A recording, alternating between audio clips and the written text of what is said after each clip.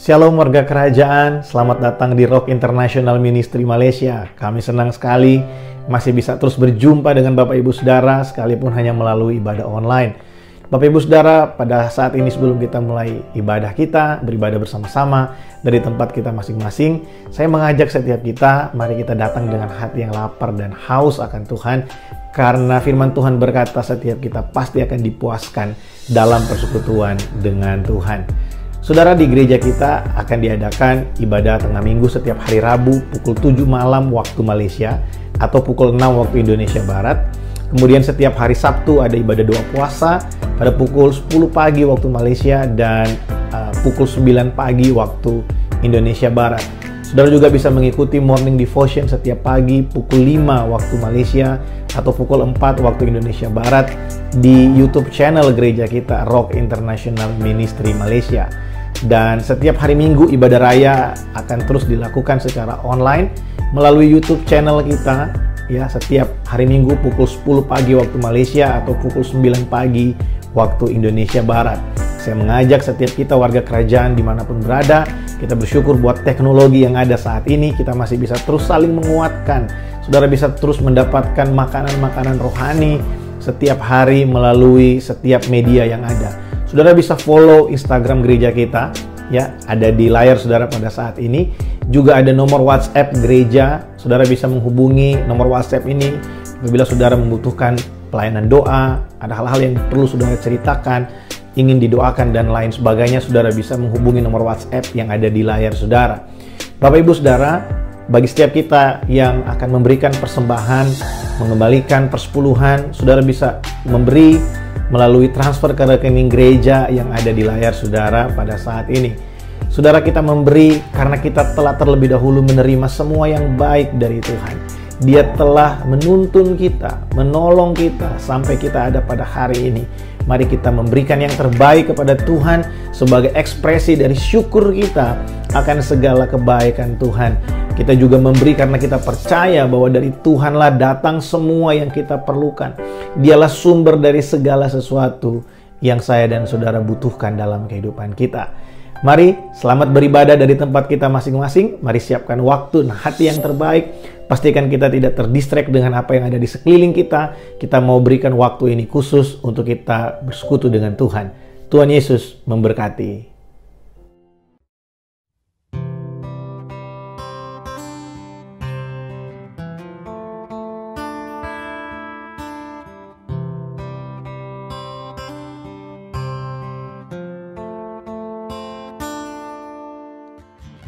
Bagaikan tanah kering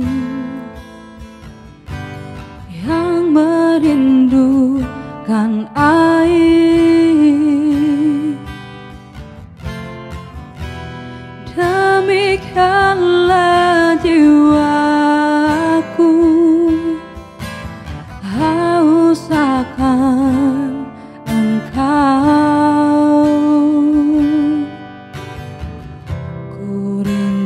Selalu hadir-Mu di hidupku,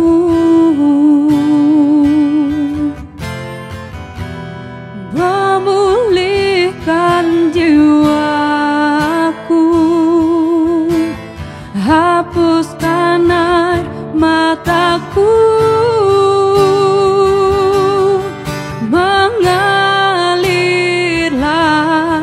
kuasa Roh Kudus mengalirlah di tempat ini, mengalirlah, oh Roh Kudus hidupku.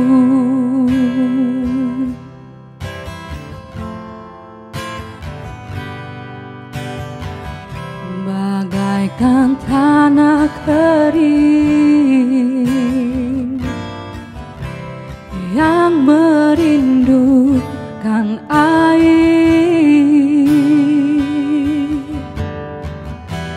demikianlah jiwaku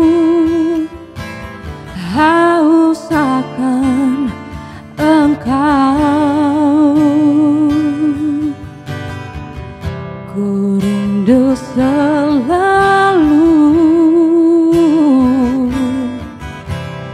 hadirmu di hidupku,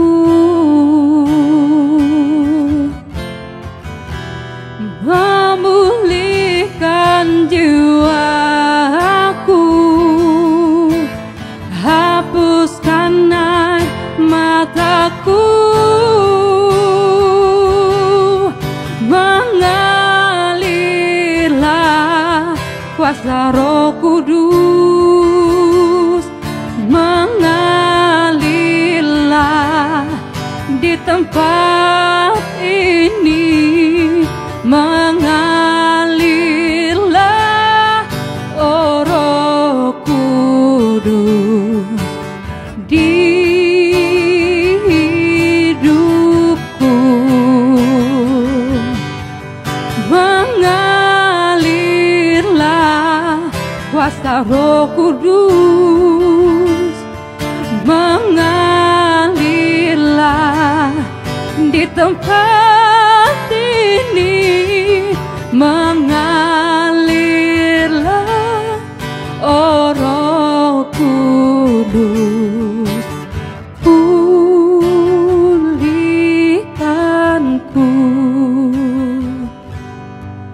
mengalirlah kuasa Roh Kudus, mengalirlah di tempat ini, mengalirlah, oh Roh Kudus, pulihkanku, mengalirlah kuasa Roh Kudus, mengalirlah di tempat ini, mengalirlah, oh Roh Kudus, di hidupku, mengalirlah, oh Roh Kudus, pulihkanku,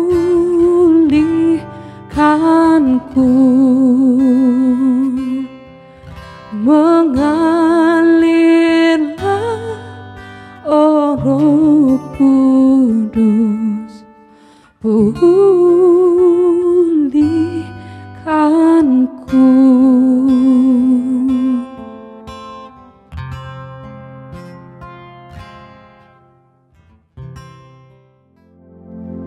Shalom warga kerajaan, selamat pagi, puji nama Tuhan. Kita berjumpa kembali dalam ibadah doa puasa di hari Sabtu ini. Ya, saya bersyukur hari ini kita bisa sharing firman Tuhan bersama-sama kembali, sekalipun dalam ibadah online. Tapi saya yakin dan percaya setiap hati yang rindu, lapar dan haus akan Tuhan, setiap kita pasti akan mendapat berkat lewat perenungan kita akan firman Tuhan pada pagi hari ini. Bapak Ibu Saudara, sebelum kita sama-sama merenungkan firman Tuhan, saya ajak setiap kita untuk kita berdoa kepada Tuhan. Bapak, terima kasih buat pagi ini, kami bersyukur untuk kasih setiamu, untuk kebaikanmu, untuk anugerahmu yang berlimpah buat setiap kami. Kalau kami boleh ada sampai saat ini, kami tahu semua ini adalah bukti dari kebesaran, kebaikan Tuhan yang tidak pernah berakhir dalam kehidupan kami. Bapak, seperti pada saat ini, kami menikmati hujan dari langit turun ke bumi. Kami tahu firman-Mu juga itu seperti hujan yang turun dari Tuhan dan tidak akan kembali dengan sia-sia. Firman-Mu akan mengerjakan segala sesuatu yang Kau perintahkan, dan lewat firman-Mu kehidupan kami pasti akan diubahkan. Terima kasih Tuhan, datanglah kerajaan-Mu, menjadilah kehendak-Mu dalam hidup kami seperti di sorga. Dalam nama Yesus kami berdoa. Amin. Puji Tuhan. Saudara, pagi hari ini sebelum kita mulai, saya ingin memberikan beberapa reminder bagi setiap kita. Yang pertama, untuk ibadah perayaan Natal kita hanya akan dilaksanakan satu kali pada tanggal 24 malam, ya, 24 Desember. Itu kita akan sama-sama merayakan Natal dari rumah kita masing-masing. ya, dan saya menghimbau Bapak Ibu Saudara pada tanggal 25, mari sama-sama di rumah kita masing-masing dengan orang-orang yang kita kasihi, kita bisa melakukan perayaan betapa besar kasih Allah bagi setiap kita. Sepanjang minggu ini kita telah belajar dalam morning devotion bahwa Natal itu bukan soal ornamen dan lain sebagainya, bukan soal dekorasi dan lain sebagainya. Saudara, Natal berbicara tentang pengharapan, pengharapan yang pasti di dalam Tuhan. Di tengah-tengah ketidakpastian, di tengah-tengah satu keadaan yang hopeless, Tuhan datang melalui pernyataan khusus, melalui Yesus Kristus, Sang Putra itu datang ke dalam dunia, memberikan pengharapan bagi setiap kita orang percaya. Haleluya. Pagi hari ini saya akan berbicara tentang satu tema, yaitu setelah genap waktunya. Kalau saudara mengikuti morning devotion sepanjang minggu ini, ada beberapa bagian yang sudah kita sama-sama renungkan dari ayat yang akan kita baca pada pagi hari ini. Mari kita buka Alkitab kita masing-masing dari Galatia pasal yang keempat. Kita akan melihat mulai dari ayat yang pertama sampai dengan beberapa ayat yang ada di bawahnya. Saya berdoa supaya apa yang saya bagikan hari ini memberikan sesuatu bagi setiap kita. Saya akan baca bagi setiap kita yang pertama mulai dari ayat yang pertama sampai dengan ayat yang kedua. Firman Tuhan berkata, Galatia pasal yang keempat, ayat pertama dan ayat yang kedua. Yang dimaksud ialah selama seorang ahli waris belum akil balik, sedikit pun ia tidak berbeda dengan seorang hamba, sungguh pun ia adalah tuan dari segala sesuatu. Tetapi ia berada di bawah perwakilan dan pengawasan sampai pada saat yang telah ditentukan oleh Bapaknya. Saudara, judul perikop ini adalah tidak ada lagi perhambaan. Saudara, Paulus ingin menerangkan tentang sesuatu, yaitu tentang kedewasaan rohani. Nah, kedewasaan rohani penting untuk kita pelajari dan kita mengerti dalam kehidupan kita. Ada banyak dari orang percaya yang akhirnya menjadi kecewa karena sebenarnya mereka belum memahami atau belum memiliki pengertian yang benar tentang kedewasaan rohani. Apa tujuannya dan bagaimana itu terjadi dalam kehidupan kita? Apa yang dimaksud dengan menjadi dewasa atau akil balik secara rohani? Paulus di situ menulis kepada jemaat yang ada di Galatia. Dia berkata bahwa seorang anak sekalipun dia adalah ahli waris dari segala sesuatu yang dimiliki oleh bapaknya, kalau dia belum dewasa atau belum mengalami yang namanya akil balik, maka dia sama dengan seorang hamba. Maksudnya adalah anak yang belum akil balik itu masih ada di bawah satu perwakilan, atau dia masih harus mengikuti ketetapan-ketetapan, dia harus mengikuti segala peraturan yang ada sesuai dengan usianya. Dia harus hidup dengan apa yang sudah ditentukan di dalam rumahnya, apa yang sudah diatur oleh orang-orang yang menjadi perwakilannya. Buat orang-orang, anak-anak yang belum dewasa, itu sangat perlu untuk diberikan pengajaran, ketetapan untuk bisa mentaati peraturan. Karena anak-anak yang belum dewasa itu berbicara tentang belum bisa menilai dengan benar apa itu yang benar, apa yang baik, apa yang berguna. Tapi orang-orang yang dewasa adalah orang-orang yang sudah memiliki cara berpikir yang baik, bisa menilai mana yang benar, mana yang tidak benar, bisa memilih untuk melakukan apa yang baik dan apa yang tidak baik. Orang-orang yang dewasa berbicara tentang tanggung jawab. Orang-orang yang sudah dewasa berbicara tentang kemampuan untuk mengambil keputusan. Nah, anak-anak yang belum mengalami akil balik itu adalah anak-anak yang belum bisa mengambil keputusan dan belum bisa diberikan tanggung jawab. Jadi Paulus berkata, seorang anak sekalipun dia adalah ahli waris, tapi kalau dia belum dewasa, belum mengalami akil balik, dia masih ada di bawah perwakilan orang-orang yang ada di atasnya. Bisa aja orang tuanya, atau bisa seorang perwakilan yang lain kalau orang tuanya tidak ada bersama-sama dengan dia. Tapi seorang anak yang belum mengalami akil balik itu sama dengan seorang hamba yang masih harus tunduk kepada berbagai macam peraturan yang sudah ditetapkan baginya. Kita lanjutkan pembacaan kita, ayat yang ketiga. Dikatakan, demikian pula kita selama kita belum akil balik, kita takluk kepada roh-roh dunia. Maksud Paulus adalah sebelum kita mengalami kedewasaan di dalam Tuhan, sebelum kita mengalami kedewasaan secara rohani, kita ini masih mengikuti apa yang ada di dalam dunia. Kita masih mengikuti nilai-nilai dunia ini. Kita masih melakukan apa yang baik dan benar menurut dunia ini. Saudara, sesuatu yang salah, tapi kalau itu terjadi berulang-ulang, itu akan menjadi sesuatu yang benar di khalayak banyak.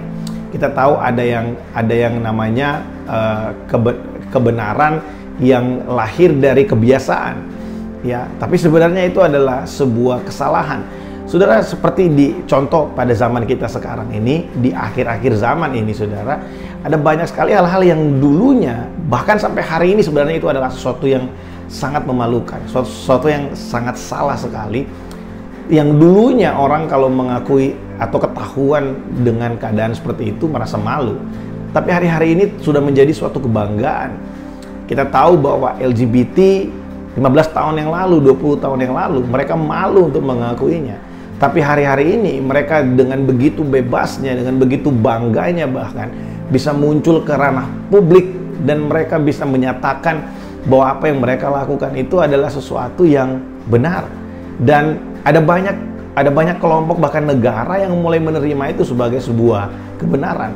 Tapi sebenarnya kita tahu bahwa Allah tidak pernah menciptakan ya yang namanya pria yang seperti wanita atau wanita yang seperti pria. Allah hanya menciptakan Adam dan Hawa, ya, tidak ada yang lain. Manusia itu hanya ada laki-laki dan perempuan. Saudara, ketika kita belum mengalami yang namanya akil balik, anak-anak yang belum mengalami kedewasaan secara rohani, itu akan hidup seperti orang dunia hidup. Makanya Paulus menulis, sebelum kita mengalami kedewasaan atau akil balik secara rohani, kita hidup dengan roh-roh yang ada di dalam dunia ini. Kepercayaan yang salah, kita mulai melakukan segala sesuatu yang seperti orang dunia mau. Bagaimana orang dunia bekerja, kita bekerja seperti itu. Bagaimana orang dunia berusaha, kita berusaha seperti itu. Bagaimana cara orang dunia mengambil keputusan, kita mengambil keputusan seperti itu. Pertimbangan kita lebih banyak kepada apa yang ada di sekeliling kita, tanpa kita melibatkan Tuhan dalam segala keputusan yang kita ambil. Tapi ayat yang berikutnya, ayat yang keempat, firman Tuhan berkata, tetapi setelah genap waktunya, maka Allah mengutus anaknya yang lahir dari seorang perempuan dan takluk kepada hukum Taurat. Nah, ini penting untuk saya ulangi kembali. Kita telah mempelajari ini di dalam morning devotion, ya, kalau tidak salah hari Selasa atau hari Rabu kita belajar hari ini bahwa setelah genap waktunya, Allah mengutus anaknya. Allah mengutus sang putra untuk datang ke dalam dunia, lahir dari seorang perempuan dan takluk kepada hukum Taurat. Paulus ingin menekankan bahwa sang putra itu datang ke dalam dunia. Allah menjadi manusia. Dia tidak datang dalam bentuk Iron Man. Dia tidak datang dalam bentuk Superman. Dia tidak datang dalam bentuk satu ciptaan yang makhluk yang baru, enggak. Dia datang sebagai manusia dan dia lahir melalui seorang wanita yang takluk kepada hukum Taurat. Apa maksudnya? Yesus Kristus lahir itu dari seorang manusia biasa menjadi seorang manusia yang lahir melalui Maria yang adalah manusia biasa yang juga tunduk kepada hukum Taurat. Bahkan Yesus sendiri tunduk kepada hukum Taurat. Dia melakukan hukum Taurat itu. Walaupun dia datang sebenarnya, tujuannya salah satunya adalah untuk menggenapi segala tuntutan yang ada di dalam hukum Taurat itu. Yesus datang ke dalam dunia. Allah datang ke dalam dunia. Dia lahir sebagai manusia untuk menebus saya dan saudara yang adalah manusia. Saudara, ada satu perenungan yang baik sekali. Kalimat ini sangat powerful buat saya. Waktu malaikat jatuh ke dalam dosa, Allah tidak menjadi malaikat untuk menebus malaikat. Tapi waktu manusia jatuh ke dalam dosa, Allah menjadi manusia untuk menebus manusia yang telah berdosa itu. Luar biasa betapa Allah mengasihi saya dan saudara. Ayat yang kelima dikatakan, ia diutus untuk menembus mereka yang takluk kepada hukum Taurat, supaya kita diterima menjadi anak. Saudara, ini adalah satu gambaran yang luar biasa dari bagaimana Allah begitu mengasihi kita, umat pilihannya. Saudara, Yesus lahir ke dalam dunia ini. Dia datang ke tengah-tengah dunia ini. Setelah genap waktunya, dia mau menyatakan kepada dunia bahwa dia mengasihi setiap kita, orang-orang pilihannya. Dia datang untuk menebus setiap manusia yang selama ini hidup di bawah tekanan hukum Taurat, yang selama ini hidup dengan mengikuti nilai-nilai dunia, yang selama ini hidup dengan cara hidup orang-orang dunia. Dia datang menebus mereka supaya mereka bisa menerima status yang baru, bukan lagi hamba, tetapi menjadi anak-anak Allah. Saudara, kita ditebus dari segala sikap kita, dari segala pemberontakan kita, dari segala kebodohan kita di dunia ini. Kita ditebus supaya kita yang dulunya hamba, kita menjadi anak. Kita bukan lagi hamba, tapi kita adalah anak-anak Allah. Di ayat yang berikutnya dikatakan bahwa dan karena kita adalah anak, maka Allah telah menaruh roh anaknya ke dalam kita yang berseru, ya Aba, ya Bapa. Saudara, hamba tidak mungkin bisa memanggil tuannya dengan panggilan Aba ya Bapa. Tidak mungkin ada asisten rumah tangga yang bisa memanggil tuannya itu sebagai Bapak. Karena Bapak memiliki pengertian sumber atau source dari segala sesuatu yang ada.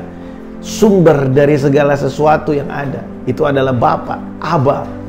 Saudara, kita ditebus oleh Allah melalui Yesus Kristus supaya kita bisa diterima menjadi anak di hadapan Allah. Bukan hanya anak-anak biasa, tapi Paulus menggambarkan buat kita bahwa penebusan Yesus Kristus bagi kita itu bukan hanya menjadikan kita anak, tapi membuat kita memiliki satu pengertian atau pengenalan akan Allah. Yang Paulus maksudkan adalah kita mengalami yang namanya akil balik.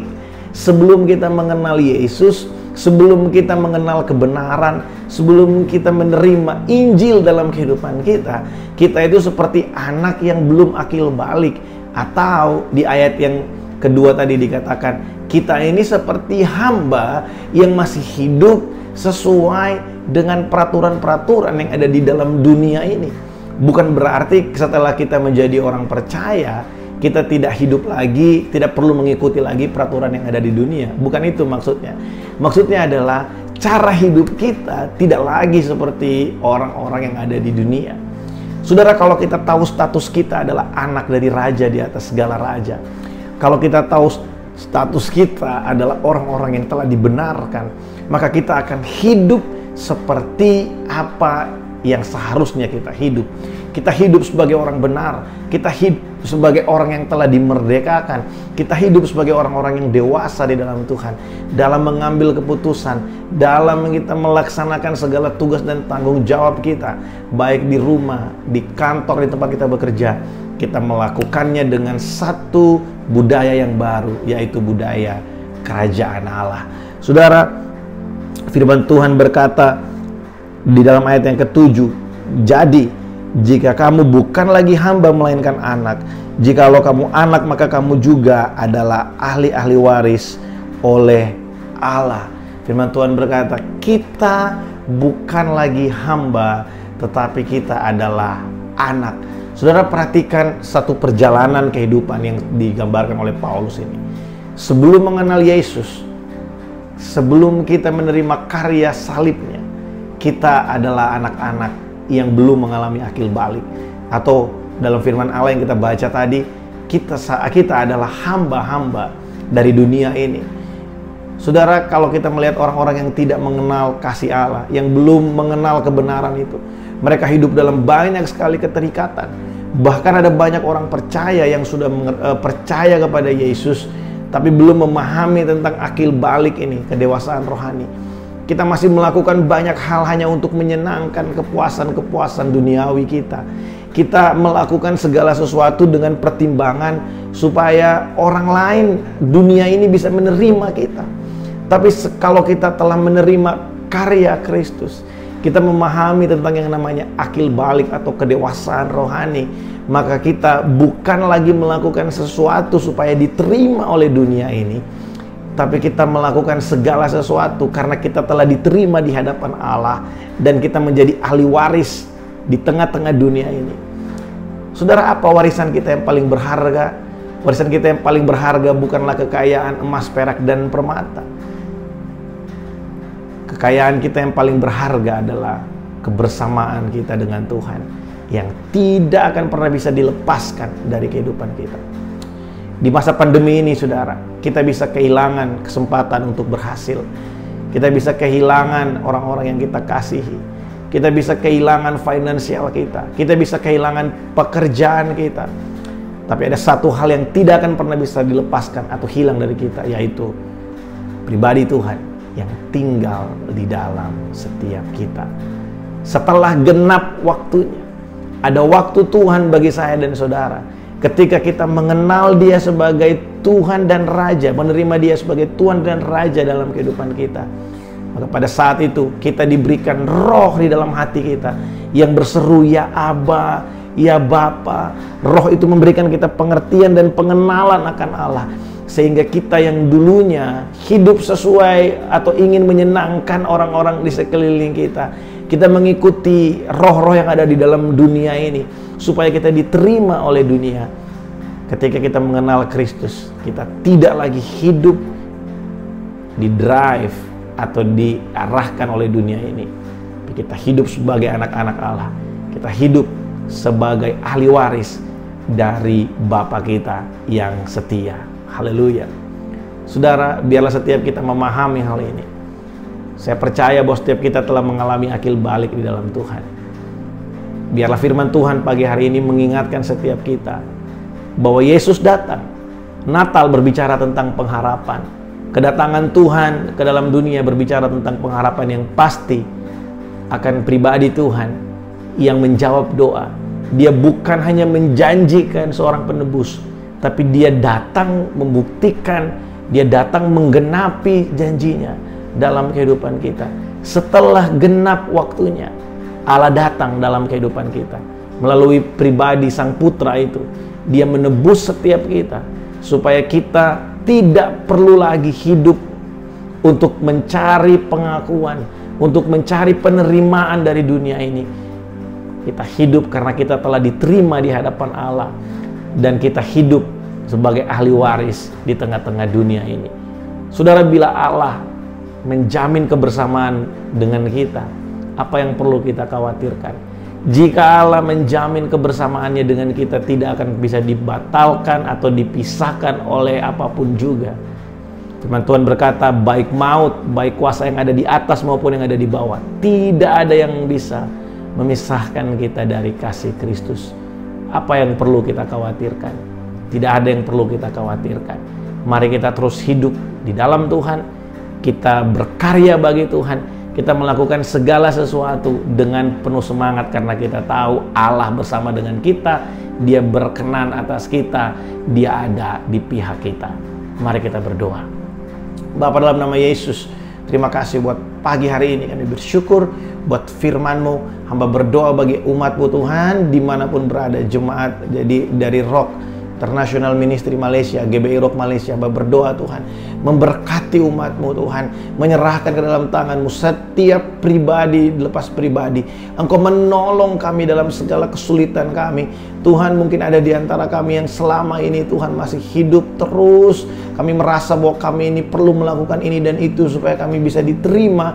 Biar pagi hari ini kami menerima suatu pengertian yang baru, kami dicerahkan, kami dibukakan mata rohani kami, sehingga kami mengerti bahwa kami sudah diterima di hadapan-Mu dan kami hidup sebagai ahli waris di tengah-tengah dunia ini. Kalau Allah menjamin kebersamaan dengan kami, kami tahu bahwa tidak ada yang perlu kami khawatirkan, karena kami tahu jika Allah di pihak kami, siapa yang akan menjadi lawan kami? Kami tahu tidak ada yang mampu memisahkan kami dari kasih-Mu. Berkati umat-Mu ya Tuhan dimanapun berada. Biar di sepanjang bulan ini kami sama-sama merenungkan betapa besar kasih dan cinta-Mu buat kehidupan kami. Kami semakin diubahkan oleh berita Injil itu, karena kami tahu Injil adalah kekuatan Allah yang menyelamatkan setiap orang yang percaya. Terima kasih Tuhan, terpujilah nama-Mu. Engkau Allah yang hidup, Allah yang berkuasa dalam kehidupan kami. Kami juga berdoa memberkati Indonesia dan Malaysia Tuhan. Biarlah Tuhan terus memberkati kedua negara ini, tempat di mana kami tinggal dan kami berusaha, kami bekerja dan kami melayani. Damai sejahtera Allah, shalom Allah turun atas kedua negara ini. Terima kasih Tuhan, terima kasih. Berkati umat-Mu. Terima kasih Tuhan. Dalam nama Tuhan Yesus kami berdoa, haleluya. Amin. Puji nama Tuhan. Bapak Ibu Saudara, sampai berjumpa besok dalam ibadah raya. Saya mengajak setiap kita, dari kita sama-sama memberikan waktu yang terbaik untuk kita bisa bersekutu dengan Tuhan, untuk kita menaikkan segala syukur dan pujian kita atas segala perbuatan Tuhan yang ajaib. Tuhan Yesus memberkati.